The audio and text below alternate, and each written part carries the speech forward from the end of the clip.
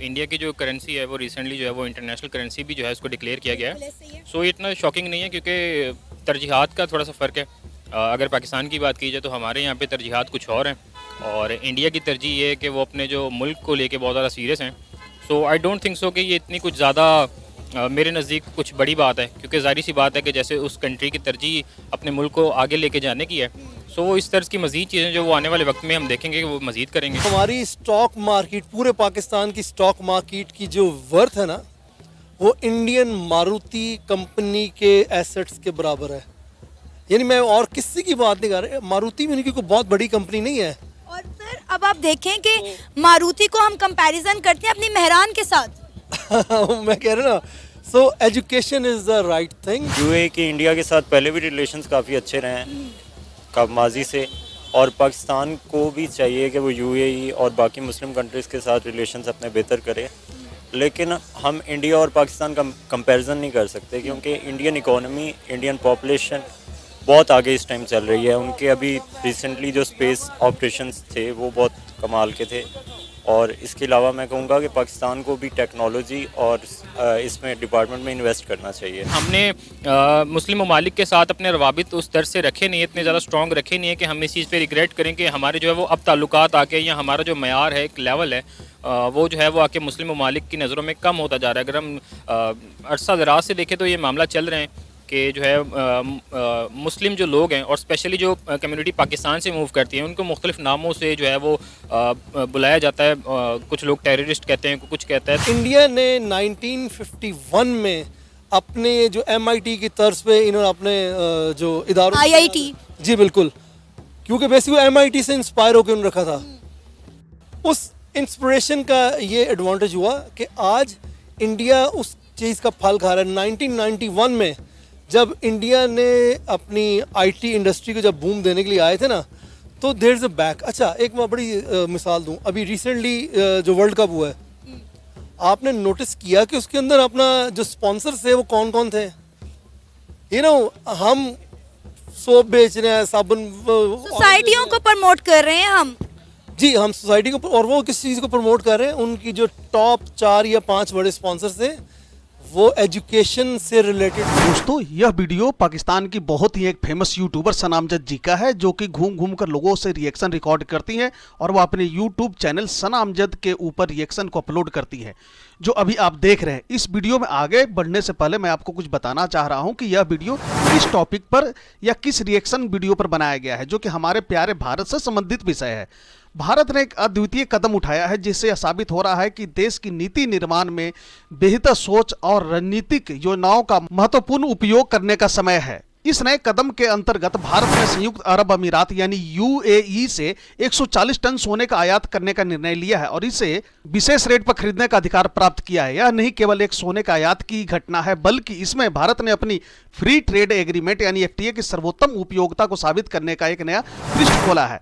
इस महायोजना के माध्यम से भारत ने एक सुविधाजनक और सस्ते दर पर सोने की बड़ी मात्रा को अपने भंडारों में जोड़ने का निर्णय लिया है, जिससे देश की आर्थिक स्थिति में मजबूती आ सकती है। यह सोने का आयात न केवल भंडारण क्षमता को बढ़ाएगा, बल्कि उदार नीतियों के माध्यम से यह भी सुनिश्चित करेगा कि व्यापारिक संबंधों में सुधार होता है और दोनों देशों के बीच और भी मजबूत और दिलचस्प क्षेत्र बनता है।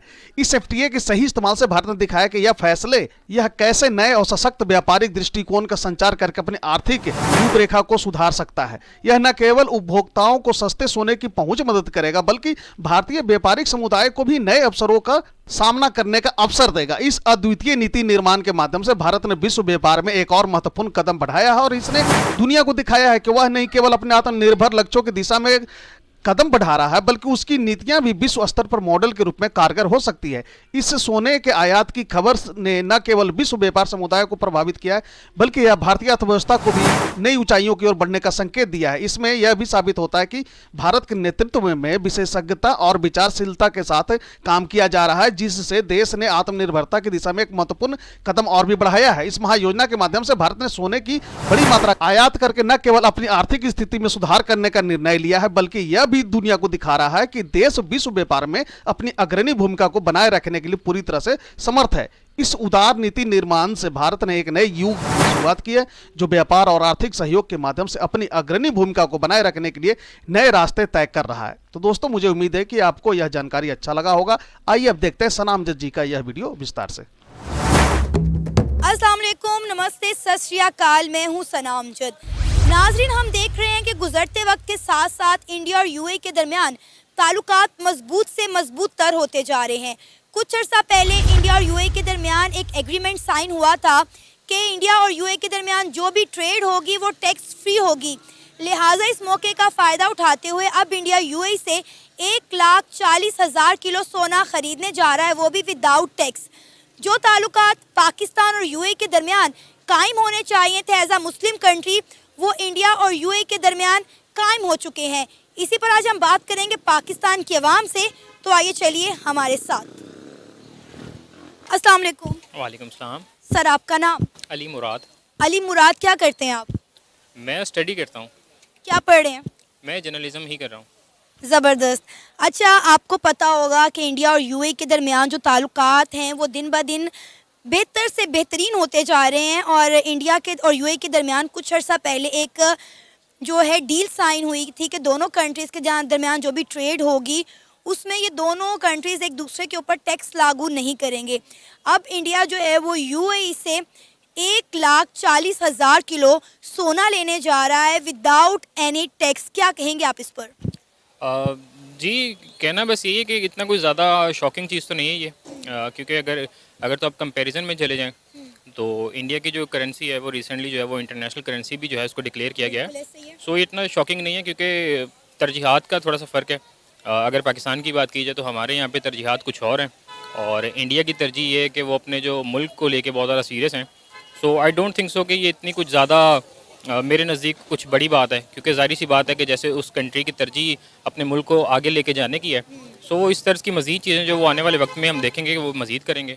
अच्छा, हमने ना कुछ दिन पहले ये खबर सुनी और इस पर हमने काम भी किया, वीडियो भी हमने रिकॉर्ड की कि इंडिया और यूएई के दरमियान जो है ऑयल डील हुई है। जैसे आपने बात की इंडिया की करेंसी की, और इंडिया ने यूएई को जो पेमेंट की थी वो इंडियन करेंसी के अंदर की थी। जी बिल्कुल। सिर्फ यूएई नहीं, और भी तकरीबन 16 से 17 ममालिक ऐसे हैं कि जिनके साथ इंडिया की जो ट्रेड चलती है, और इस साल से जो है वो ट्रेड पहले डॉलर्स में वो करते थे, लेकिन आफ्टर दैट के जब उनकी अपनी करेंसी जो है वो इंटरनेशनल डिक्लेयर हुई है, सो उनकी अब जितनी भी ट्रेड है वो तो उनकी अपनी करेंसी में हो रही है। सो इसका जो है वो बेनिफिट उनको बहुत ज़्यादा है, और आई होप के हम भी इस तरफ थोड़ा सा तवज्जो दें कि हम अपनी चलें करेंसी को फिल फॉर तो इंटरनेशनल नहीं कर सकते, लेकिन हाँ मुआशी हालात को कुछ बेहतर कर लें, ताकि और कुछ ना हो तो हमारी आवाम को तो फ़ायदा हो। लेकिन आपको ये नहीं लगता कि जो ताल्लुकात इंडिया और यूएई के दरमियान बिल्ड हो रहे हैं, जो उनके दरमियान free trade deal agreement sign हो रहे हैं, ये हमारे साथ होना चाहिए था एज आ मुस्लिम कंट्रीज़? ये अपॉर्चुनिटीज़ हमें ज़्यादा मिलनी चाहिए थी? मेरे नज़दीक जितनी जैसे जैसे वक्त बदल रहा है, सिर्फ हमारे पास यही कहने को बच गया कि हम मुसलमान हैं। मे भी हम वो काम करते भी कि नहीं जो मुसलमानों की प्रायोरिटी होनी चाहिए, बट अगर इससे पहले भी देखा जाए तो ये सिर्फ कुछ चीज़ें हाईलाइट होती हैं। इससे पहले भी इंडिया के जो ताल्लुकात है यूएई के साथ वो बड़े बेहतर गए हैं। हमने देखा है कि रिसेंटली भी हमने देखा है कि कुछ कॉन्सर्ट्स वगैरह जो है वो इंडिया की जानिब से वहाँ पे करवाए गए हैं। सलमान खान हो या दूसरे उनके जो सेलिब्रिटीज़ हैं वहाँ पे जाके परफॉर्म करके आए। सो इसमें मज़ीद चीज़ें जो है वो आने वाले वक्त में देखी जा रही हैं। इंडिया के प्राइम मिनिस्टर नरेंद्र मोदी साहब जो है वो पिछले दिनों खुद गए हैं यूएई के दौरे पर, तो आधी रात को रात के 2 बजे यूएई के प्रिंस ने उन्हें खुद बड़ा वार्म वेलकम किया और उन्हें फ्रेंडशिप बैंड पहनाया और उन्हें कहा कि हम इंडिया और यूएई के दरमियान जो ताल्लुकात हैं मज़ीद बेहतर होते देख रहे हैं और जो इंडियन यूएई में रहते हैं वो हमारी जिम्मेदारी है। मतलब कितनी बड़ी बात है कि यूएई के प्रिंस खुद ये बात कर रहे हैं कि यूएई में रहने वाले इंडियंस जो हैं वो हमारी रिस्पॉन्सिबिलिटी हैं, चाहे उनकी जॉब्स हों या उनके कोई और मसले हों। और अगर हम उसके बरक्स पाकिस्तान को देखें तो आपको पता होगा, एज आ जर्नलिस्ट आप पढ़ रहे हैं, ख़बरों पे गहरी नज़र रखते होंगे कि यूएई में अब पाकिस्तानियों के वीज़ाज़ बैन हो गए हैं। वीज़ाज़ नहीं लग रहे। मेरी अपनी फैमिली के कुछ लोग हैं काफ़ी अरसे से तगो-दो कर रहे हैं, लेकिन यूएई में अब पाकिस्तानियों के वीज़ाज़ लगना बंद हो गए हैं। बल्कि जो पाकिस्तानी यूएई में रह रहे हैं उनके लिए बहुत ज़्यादा सख्तियाँ हो गई हैं। जी बिल्कुल, यूएई के साथ साथ मैं ये भी इंक्लूड करता चलूँ कि सिर्फ यूएई नहीं है, यूके हो या ऑस्ट्रेलिया हो, उनकी जो पॉलिसी है, टर्म्स हैं, वो भी पाकिस्तानी कम्युनिटी के लिए जो बहुत ज़्यादा स्ट्रॉन्ग जो है वो कर दी गई हैं। और जैसे आपने अपनी फैमिली के बारे में तज़किरा किया, तो मैं भी बताता चलूँ कि मेरे भी कुछ दोस्त हैं जो स्टडी वीज़ा के लिए जो है वो ऑस्ट्रेलिया मूव करना चाह रहे थे, बट अनफॉर्चुनेट है कि वीज़ा की जो पॉलिसीज़ हैं पाकिस्तान के रिगार्डिंग जो है वो मज़ीद ज़्यादा स्ट्रॉन्ग होने की वजह से जो है वो उनको भी जो है वो अपॉर्चुनिटीज़ जो है वो नहीं मिल सकी। अच्छा, आपको देखकर एज अ पाकिस्तानी सिटीज़न ये अफसोस नहीं होता कि जो एज अ पाकिस्तानी हमें इज़्ज़त और मुकाम मिलना चाहिए था मुस्लिम कंट्रीज़ में, वो हमारा ख़त्म हो गया है? अफसोस तब हो जब हमने देखें किसी भी चीज़ की आपको ग्रीड हो या किसी चीज़ को लेके आपने काम किया हो तो वो आप अचीव ना कर पाएँ, देन होता है। लेकिन इसमें भी अनफॉर्चुनेट है कि हमने मुस्लिम ममालिक के साथ अपने रवाबित उस दर से रखे नहीं है, इतने ज़्यादा स्ट्रॉन्ग रखे नहीं है कि हम इस चीज़ पे रिग्रेट करें कि हमारे जो है वो अब ताल्लुकात आके या हमारा जो मयार है, एक लेवल है, वो जो है वो आके मुस्लिम ममालिक की नज़रों में कम होता जा रहा है। अगर हम अरसा दराज से देखें तो ये मामला चल रहे हैं कि जो है मुस्लिम जो लोग हैं और स्पेशली जो कम्युनिटी पाकिस्तान से मूव करती है उनको मुख्तलिफ नामों से जो है वो बुलाया जाता है। कुछ लोग टेररिस्ट कहते हैं, कुछ कहता है। सो आई डोंट थिंक सो कि इतना ज़्यादा रिग्रेट करने की बात है, क्योंकि हमने जब तरजीह नहीं इस चीज़ पे दी, इतना ज़्यादा फोकस ही नहीं किया। हमें सिर्फ जो है वो शुरू से ही जो है वो रोटी कपड़ा मकान का नारा हो या इस तरह के जो लोग हैं इनकी सोच को सिर्फ वो जो है वो महदूद कर दिया गया है कि ज़िंदगी जो है सिर्फ इन्हीं चीज़ों के गिर्द घूम रही है। सो आई डोंट थिंक कि हमें इस चीज़ के बारे में ज़्यादा सोचना चाहिए, रिग्रेट करना चाहिए, क्योंकि जिस चीज़ के लिए हमने अचीव करने की कोशिश ही नहीं की थी। आपको पता है कि सऊदीया, ईरान और इराक ने कहा है कि हमारी जो जेलें हैं ना वो पाकिस्तानी कैदियों से भर गई हैं। लोग यहाँ पर उम्रा करने और ज़ियारतें करने की गर्ज से आ जाते हैं, लेकिन बाद में यहाँ पर आके गायब हो जाते हैं, भीख मांगने लग जाते हैं, जराइम में जो है वो पार्टिसिपेट करते हैं। तो उन्होंने कहा हमारी जेलें भर गई हैं मुस्लिम कैदी से। और इवन कि आपको शायद पता भी हो कि कुछ दिन पहले फैसलाबाद एयरपोर्ट से एक पूरी बेकारियों का गैंग पकड़ा गया जो कि सऊदीया जा रहा था भीख मांगने के लिए। अब देखें ना, जब भी इस तरह की हरकतें दूसरे मुल्कों में जाकर करेंगे तो हमें तो फिर लोग इसी तरह उल्टे सीधे नामों से पुकारेंगे ना, हमारी क्या इज्जत होगी इंटरनेशनली। बिल्कुल, आपने जो चीज़ें बताई हैं ये बिल्कुल इसमें सच्चाई है, हकीकत है कि हमारे जो यहाँ पे एक्चुअली हमारे यहाँ पे हर चीज़ को ऑर्गेनाइज के लेवल पे जो है ना, ऑर्गेनाइज के लेवल पे जाके जो रन किया जाता है। अगर आपने भिखारियों का तज़किरा किया तो बिल्कुल ऐसा है कि ऑर्गेनाइजेशंस बनी हुई जो इन लोगों को जो है वो फ़ंड जारी करती हैं और इनको वहाँ पे भेजती हैं। उम्रा पे लोग जाते हैं या हज के दौरान जाते हैं तो वो इसी तरह के जो है वो काम करते हैं। इवन के टूरिस्ट जो जाते हैं, टूरिस्ट वीज़ा पे जाते हैं दुबई में या दूसरे ममालिक में, तो उनकी कोशिश यही होती है कि हम जो है वो लीगली जो है वो टूरिस्ट वीज़ा पे जाएं और वहाँ पे जाके बाद में कुछ लोग जो हैं वो छुप जाते हैं और इलीगल वेज में जो है वो एक्टिविटीज़ करते हैं। और साथ ही साथ ये भी है कि जो लोग डंकी लगा के जाते हैं तो वो थ्रू आउट जो कंट्रीज़ जिन कंट्रीज़ से वो होते जाते हैं, जो जहाँ पे जो है वो पुलिस पकड़ लेती है, जिसको अरेस्ट कर लिया जाता है, तो फिर जाहिर सी बात है वो वहीं पे जेल में जो उनको वो कैद के लिए रख लिया जाता है। सर, आपका नाम? आबिद हुसैन। क्या करते हैं सर आप? I am director marketing Imran Khan foundation and Namal education foundation ji. Sir, आपको पता होगा कि इंडिया और यूएई के दरमियान दिन ब दिन जो फ्रेंडशिप है, जो ताल्लुकात हैं, वो मजबूत से मजबूत तर होते जा रहे हैं। एक खबर निकल कर सामने आ रही है कि इंडिया यूएई से 1,40,000 किलो जो सोना है वो ले रहा है, वो भी विदाउट एनी टैक्स। क्योंकि कुछ दिन पहले इंडिया और यूएई के दरमियान एक डील साइन हुई थी कि इन दोनों मुल्कों के दरमियान जो भी ट्रेड होगी, जो भी डील होगी, वो फ्री ऑफ टैक्स होगी। यानी दोनों मुल्क एक दूसरे के ऊपर जो है वो टैक्स लागू नहीं करेंगे। क्या कहेंगे इस डील के हवाले से? और अब जो इंडिया इस डील का फ़ायदा उठाते हुए यूएई से इतनी बड़ी मात्रा में जो है गोल्ड ले रहा है, इस पर आपका क्या कहना है? बात यह है कि अपना वो टैक्स उसके अंदर इन्वॉल्व हो या ना हो, दैट डजंट मैटर। क्योंकि पूरी दुनिया के अंदर जब ताल्लुकात देखे जाते हैं ना, ताल्लुकात दो चीज़ों को मानते हैं, वो हमेशा इकनॉमिक या किसी वेस्टेड इंटरेस्ट की वजह से होते हैं। ये असल में आपको इस चीज़ को रियलाइज़ करना चाहिए कि आप एज नेशन उनके लिए क्या हैं और इंडिया एज नेशन उनके लिए क्या है, राइट? और अच्छा, अब इंडिया भी इसलिए देख रहा होगा कि वो हमारे लिए क्या कमर्शियल या प्रोफेशनल बेनिफिट हमें दे सके। दैट्स द होल, सारी दुनिया इस पे चलती है। ना कोई किसी का मामू का बेटा है, ना कोई किसी की खाला की बेटी है। वो सिंपली एक ही चीज़ है, हर मुल्क अपने इंटरेस्ट को देखता है। मैं ऑनेस्टली एज पाकिस्तानी मैं समझता हूँ कि शायद हमारी कौम की एज नेशन हमारी नालायकी है कि हमें जिन चीज़ों पर कैपिटलाइज करना चाहिए था हमने नहीं किया।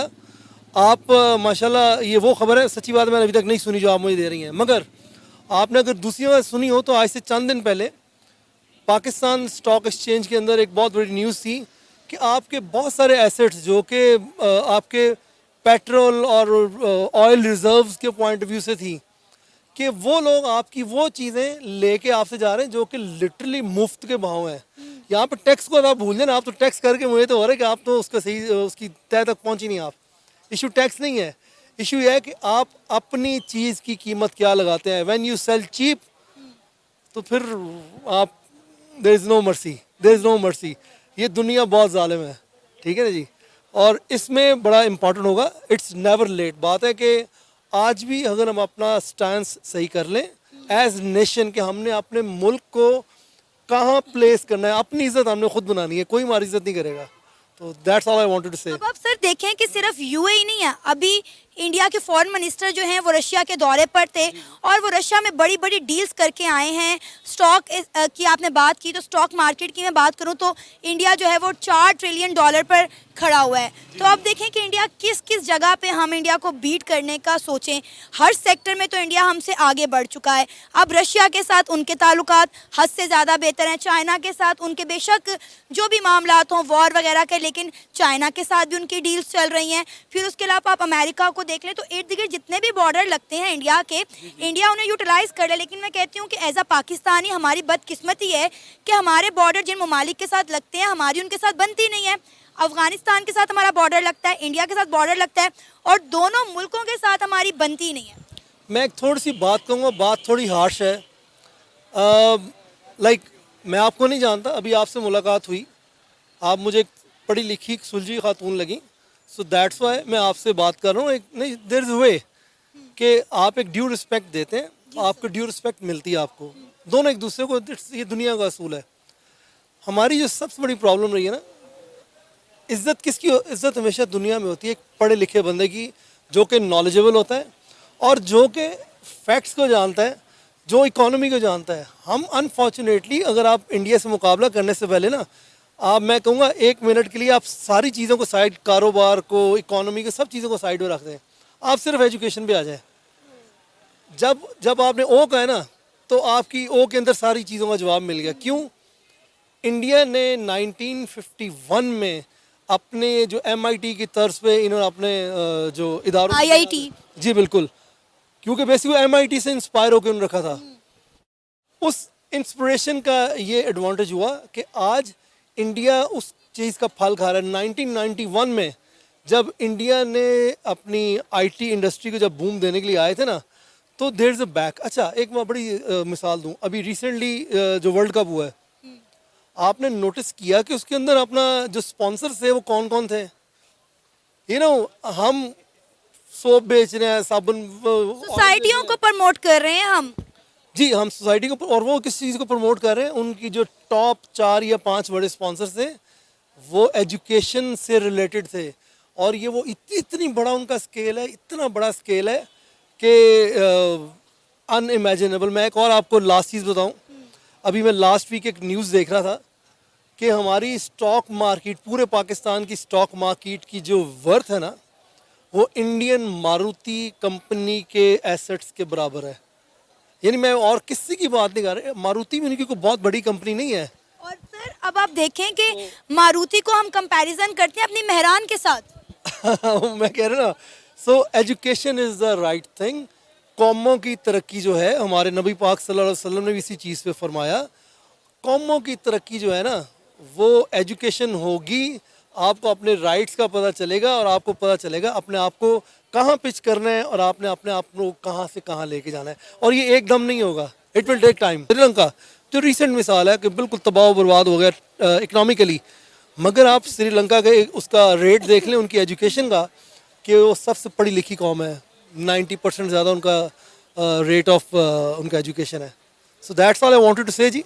और जो मकसद जो इस बात करने का ही होना चाहिए कि हमें अपने नबी पाक सल्लल्लाहु अलैहि वसल्लम ने जो हमें फरमाया ना, हमें उस वो एक ही के वो इल्म हासिल करो, चाहे चीन में जाना पड़े। टेक्नोलॉजी, आजकल टेक्नोलॉजी का ज़माना है, जिसके पास इल्म नहीं होगा वो तो कहीं भी नहीं जा सकता। जाहिर है सर 21वीं सदी चल रही है और 21वीं सदी में मुझे नहीं लगता हम साइंस एंड टेक्नोलॉजी के बगैर किसी भी मुल्क के साथ मुआवजा कर रहे हैं। वर्ल्ड बैंक ने कहा है कि जी पाकिस्तान जो है वो तो दिवालिया होने वाला है, क्योंकि पाकिस्तान अपने जो पाकिस्तान का इकोनॉमिक मॉडल है ना वो काम नहीं कर रहा। पाकिस्तान में गुर्बत की शरह बढ़ रही है और पाकिस्तान अपने साथी मुल्कों से बहुत पीछे रह गया है। मैं 2 लफ्ज़ों में इसको आपको सम अप कर दूं, हमारी सबसे ज़्यादा एक्सपोर्ट जो है ना, क्योंकि फॉरेन रिजर्व्स आता है तो आप आप तरक्की करते हैं या आपका कह लेंगे आपका गुजारा हो रहा है, गुजारा ही कहूँगा। आपकी इंडस्ट्री के अंदर अगर आप इसकी टेक्सटाइल की बात करें ना, आपकी टेक्सटाइल फिनिश गुड्स बनाने के लिए भी ना आपको बहुत सारी चीज़ें इंपोर्ट करनी पड़ती हैं। क्या सबसे पहले मशीन होगी तो आप मशीनें कहाँ से आती हैं? आपने तो कुछ नहीं बनाया, हमने कुछ नहीं बनाया। आज आपकी सप्लाई वो पीछे से बंद कर देना, सपोज आपको हर एक मशीनें चलाने की गाड़ी है ना, गाड़ी का कोई मशीन की बात करें, पाकिस्तान में तो सुई नहीं बनती। तो यही तो मैं कह रहा हूँ, वो इसलिए नहीं बनती। आज गाड़ियाँ आप आ रही है, कोई भी इक्विपमेंट आ रहा, आपका उसकी सप्लाई चेन पीछे बंद कर दे, आपकी सारी इंडस्ट्री बंद हो जाएगी। आपको किसी को आपसे लड़ाई करने की ज़रूरत ही नहीं है। तो ये वो चीज़ है जिस पे आइडिया हमें सोचना चाहिए एज नेशन कि हमने इस चीज़ से निकलना है। ये कोई इम्पॉसिबल, हमारी माशाल्लाह इज़ ब्राइटेस्ट हमारी नेशन है, हमारे लोग ठीक है, सब ठीक है। सिर्फ वो कहते हैं ना ज़रा नाम हो तो ये मिट्टी बड़ी जरहेज कैसा की, थोड़ा सा इसको हमें उस तरफ लेके आना है। सब कुछ नेगेटिव पे नहीं सोचना चाहिए, हमें ये सोचना चाहिए जो हो गया उसको भूल जाए, आगे का सोचें कि आगे हमने क्या बेहतर कर सकते हैं। आपका नाम? दानिश शहजाद। दानिश, क्या करते हैं? मैंने अभी रिसेंटली A-levels कंप्लीट किया है, अभी रिजल्ट का वेट कर रहा हूँ मैं। फ्यूचर प्लान्स क्या हैं? कंप्यूटर साइंस में इंशाल्लाह डिग्री कंप्लीट करूँगा और उसके बाद कोई जॉब ढूंढेंगे। आपको पता है इंडिया और यूएई के दरमियान जो ताल्लुकात हैं दिन ब दिन बहुत ज़्यादा बेहतर होते जा रहे हैं। कुछ अर्सा पहले इंडिया और यूएई के दरमियान एक डील साइन हुई थी कि दोनों मुल्कों के दरमियान जो भी ट्रेड होगी वो टैक्स फ्री जो है डील होगी, ट्रेड होगी। और अब इंडिया ने इस मौके का फ़ायदा उठाते हुए यूएई से 1,40,000 किलो जो है सोना वो लोग ले रहे हैं, जिस पर इंडिया को टैक्स नहीं पड़ेगा। क्या कहेंगे इंडिया की इस डील के ऊपर?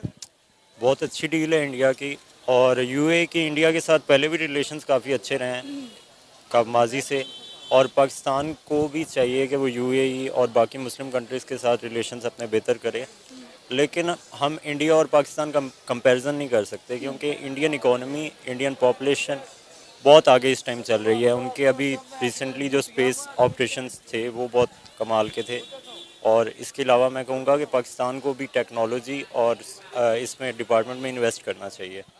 आपने बोला कि पाकिस्तान को इस्लामी ममालिक के साथ ताल्लुकात बेहतर करने चाहिए। चले वो तो अभी नहीं हो रहे, हो जाएंगे। आपको नहीं लगता कि इंडिया के साथ भी हमें ताल्लुकात बेहतर करने चाहिए? ज़रूर ज़रूर, मैं चाहूँगा कि इंडिया के साथ हमारी ट्रेड रिलेशन स्ट्रॉन्ग हो। मसला कश्मीर को हमें टेबल पे बैठ के सॉल्व करना चाहिए, जो हमारा बिगेस्ट इशू है इस टाइम इंडिया के साथ, और वो सॉल्व होने के बाद हमें अपनी ट्रेड उनके साथ बढ़ानी चाहिए। हमारे साथ चाइना लगता है बिगेस्ट इकॉनमी, इंडिया लगता है। अगर हम इन दोनों का फ़ायदा उठाएं तो हम बहुत ज़्यादा ट्रेड में आगे जा सकते हैं, पाकिस्तान में बहुत ज़्यादा तरक्की हो सकती है। आप अफगानिस्तान भूल गए, अफगानिस्तान का भी बॉर्डर लगता है हमें। अफ़गानिस्तान पे हमारे ऊपर वेस्टर्न रिस्ट्रिक्शंस हैं बहुत ज़्यादा। अगर अफ़गानिस्तान के साथ हम रिलेशन स्ट्रॉन्ग करते हैं तो बहुत सारी वेस्टर्न पावर्स जो हैं वो हमसे डिसपॉइंट हो जाएंगी। तो पाकिस्तान के ऊपर बहुत ज़्यादा मैं समझता हूँ कि वेस्टर्न जो पावर्स हैं उनका बहुत ज़्यादा असर है। पाकिस्तान अपने डिसीजन फ्री होकर नहीं ले सकता। अब आप देखें ना कि 77 साल हो गए हमें इंडिया से निकलकर अलग मुल्क बने हुए। 2023 भी आज ख़त्म होने जा रहा है, लेकिन आज अगर हम इंडिया और पाकिस्तान का मुआवजा करें तो इंडिया ने 2023 में ही आप देख लें कि कितने बड़े बड़े कारनामे सर अंजाम दिए हैं। और अगर हम अपना 2023 उठा के देख लें तो पाकिस्तान में तबाही के अलावा, लोगों के साथ जुल्म और ज़्यादती के अलावा हमें कुछ नज़र नहीं आता। वो लोग चांद पर पहुंच गए, उन्होंने अपना सोलर मिशन लॉन्च किया, बड़ी बड़ी डील्स कर रहे हैं। और सिर्फ यूएई के साथ नहीं, आप रशिया के साथ देखें, अफ़गानिस्तान के साथ देखें, चाइना के साथ देखें, अमेरिका के साथ देखें, उनके हर एक इर्द गिर्द की कंट्री के साथ जो टाइज़ हैं वो स्ट्रॉन्ग से स्ट्रॉन्ग होते जा रहे हैं। जो सबसे बड़ी बात है मेरे नज़र में पाकिस्तान जिसमें लैग कर रहा है वो ये है कि पाकिस्तान में पॉलिटिकल अनस्टेबिलिटी रही है। पिछले 75 साल में एक भी गवर्नमेंट ने अपना टाइम पूरा नहीं किया। जो आता है वो उसे या तो बाद में जेल में जाता है कुर्सी से उतरने के बाद, या फिर वो बाहर मुल्क फॉरेन चला जाता है। तो मेरे ख्याल में इस्टेब्लिशमेंट को चाहिए कि वो पॉलिटिकल डेमोक्रेसी को फ्रीडम दें पाकिस्तान में, ताकि जो भी पॉलिटिकल पार्टी है वो अपने अगर कोई मंसूबे कर रही है तो वो उन्हें कंप्लीट कर पाए। नहीं इंडिया की तरक्की का राज भी यही है कि वहाँ पर पॉलिटिकल स्टेबिलिटी है। रही है और वहाँ पे इस्टेब्लिशमेंट ने बहुत ज़्यादा दखल अंदाजी नहीं की। यहाँ एक भी मार्शल लॉ नहीं लगा इंडिया में अभी तक। तो मैं यही करूँगा दरख्वास्त पाकिस्तानी गवर्नमेंट से कि पाकिस्तानी इस्टेब्लिशमेंट से कि वो पाकिस्तानी डेमोक्रेसी को फ्रीडम दें ताकि वो आज़ाद होकर फैसले ले सकें। ये था हमारा आज का प्रोग्राम। आपने जानी पाकिस्तानी अवाम की राय। उम्मीद है आपको आज का हमारा ये प्रोग्राम पसंद आया होगा। आप भी अपनी राय का इजहार कर सकते हैं नीचे दिए गए कमेंट सेक्शन में। इसी के साथ मुझे इजाज़त दें, पर जाने से पहले हमारे चैनल को सब्सक्राइब करें, वीडियो को लाइक करें और शेयर करें। अल्लाह हाफिज़।